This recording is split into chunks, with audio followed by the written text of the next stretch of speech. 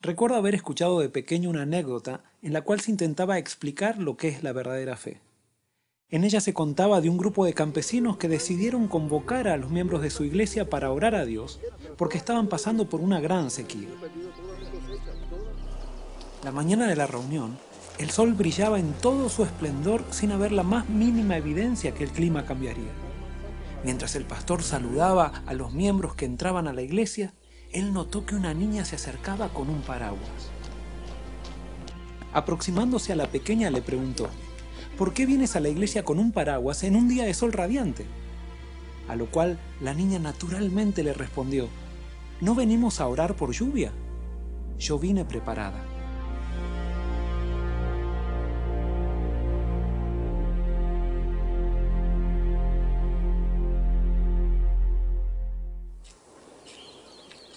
Sin duda que podemos considerar a la actitud de esta niña como una demostración sencilla de fe. Pero ¿podemos definir a la fe como el creer que Dios nos dará aquello que estamos pidiendo? ¿Qué pasa si después de orar por lluvia no llueve? ¿Quiere decir que no tuvimos fe? ¿Eso nos dice que Dios no existe? Muchas veces confundimos a la fe con un profundo deseo de obtener aquello que estamos pidiendo. Eso nos puede llevar a la destrucción de la fe misma, a chasquearnos de Dios y de las maneras en que Él actúa. Fe no es creer que Dios me dará lo que le pido, es creer que me contestará y punto. El cómo contestará y la manera en que lo hará no me toca a mí decidirlo, simplemente aceptarlo. Eso hace necesario que la fe esté centrada en Él. Cuando oramos a Dios creyendo que Él nos dará lo que deseamos, entonces nuestra fe se aferra a lo que le pedimos, pero no a quién le pedimos. Las bendiciones son bendiciones cuando vienen con Dios. Si Él no está con ellas, entonces llegan a ser las más grandes maldiciones.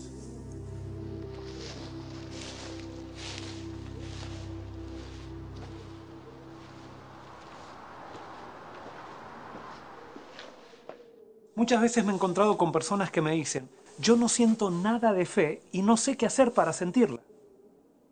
Es que la fe no es un sentimiento, es una decisión.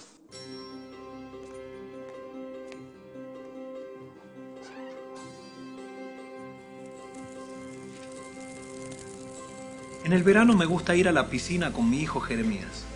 Como él todavía no sabe nadar, me zambullo yo primero y después le pido que él se arroje a mis brazos. Él duda y siente miedo. Yo insisto y le digo que no lo dejaré hundir. Él se resiste. Sin embargo, en determinado momento, confiando en la palabra de su padre, a pesar del miedo, da el salto. Eso es fe. La decisión de saltar confiando en la palabra de Dios, más allá del miedo que sientas. Cuando Jeremías vuelve a saltar, ya no duda tanto, porque él ha comprobado que su padre cumple su palabra. Es recién en ese momento que la fe es acompañada por un sentimiento. Sin embargo, siempre comenzará por una decisión de acción. El miedo y la fe son enemigos mutuos. Donde prevalece uno, se aniquila el otro. Hay muchas personas que viven paralizadas en la vida por los miedos que las controlan. Miedo a perder el trabajo, miedo a morirse, miedo a ser rechazados, miedo a no ser felices. Miedos que tarde o temprano los llevarán a tomar las decisiones más desastrosas de sus vidas. El miedo justamente atrae aquello que deseas evitar. Si tienes miedo a hablar en público y a equivocarte, seguramente te equivocarás. Si tienes miedo a salir con tu auto y chocar, estarás más predispuesto a hacerlo. Si tienes miedo a que te rechacen, seguramente te rechazarán. Una vida gobernada por los miedos no puede ser una vida victoriosa de fe. Sin embargo, no te desesperes. La presencia del miedo no necesariamente implica ausencia de fe.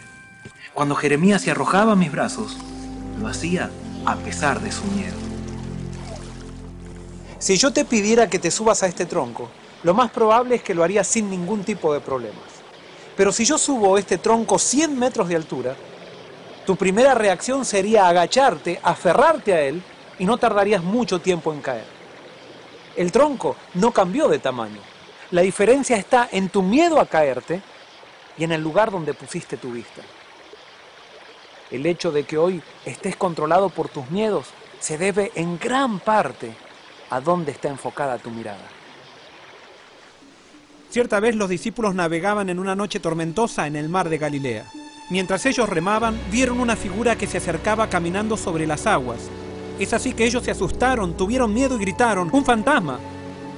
Entonces escucharon una voz muy conocida y familiar que les dijo: «Soy yo, no temáis».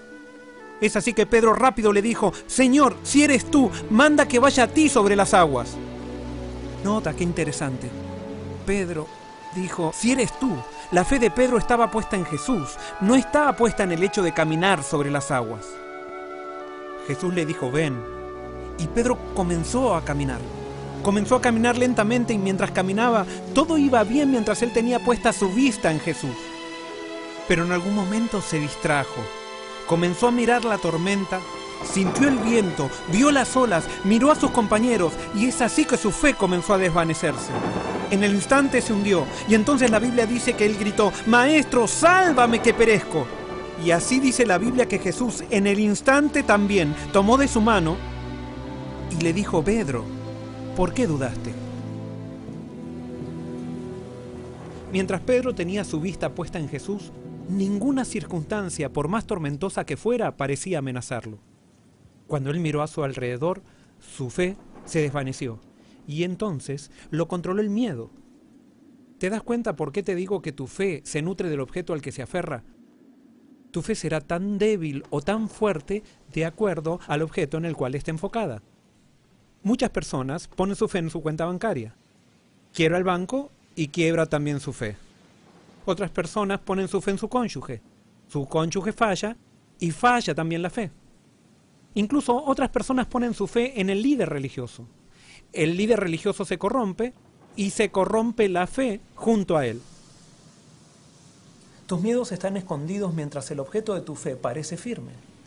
Pero cuando ese objeto se quiebra, tu fe colapsa junto a él. Es por eso que es necesario que hoy respondas a la pregunta que Jesús te hace: ¿por qué dudas? Tus miedos y dudas son la evidencia de que has elegido como centro aquello que no te trae paz ni tranquilidad.